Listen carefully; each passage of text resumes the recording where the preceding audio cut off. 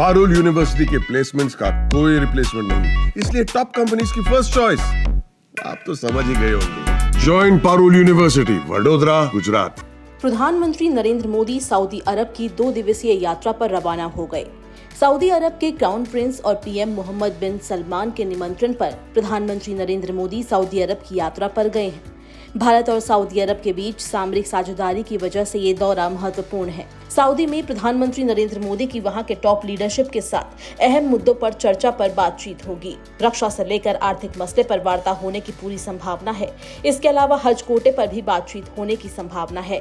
सूत्रों से मिली जानकारी के अनुसार दोनों पक्षों द्वारा अंतरिक्ष, ऊर्जा, स्वास्थ्य, विज्ञान और वैज्ञानिक अनुसंधान, संस्कृति और उन्नत प्रौद्योगिकी के क्षेत्रों में समझौतों पर हस्ताक्षर किए जाने की उम्मीद है।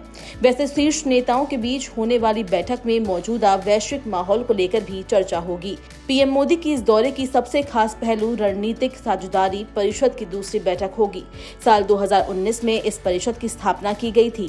तब सऊदी अरब ने भारत को दुनिया के उन 7 देशों में शामिल किया था जिसके साथ वो रणनीतिक साझेदारी को मजबूत बनाने की बात कही थी।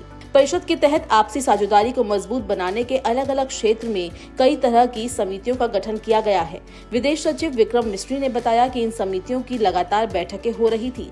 कारोबार, निवेश और रक्षा क्षेत्र में गठित समितियों की भी बैठकें हुई है।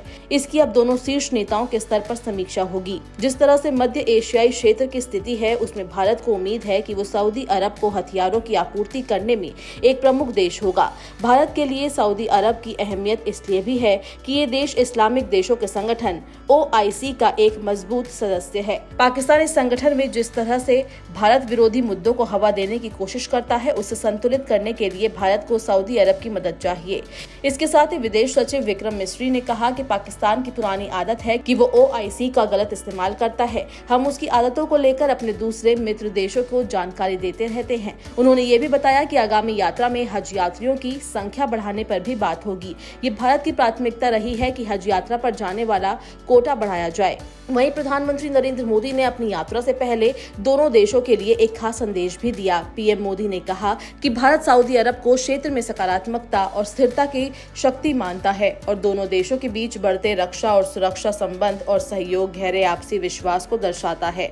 पीएम मोदी ने कहा कि समुद्री पड़ोसी होने के नाते भारत और सऊदी अरब शांति और स्थिरता लाने में विश्वास रखते हैं। प्रधानमंत्री ने आगे कहा कि ये क्षेत्रीय स्थिरता के लिए हमारी साझा प्रतिबद्धता है कि पड़ोस में उभरती चुनौतियों का समाधान करने के लिए हम एकजुट रहते हैं। पीएम मोदी ने कहा कि आज हम साइबर सुरक्षा में सहयोग के नए मोर्चे भी तलाश रहे हैं।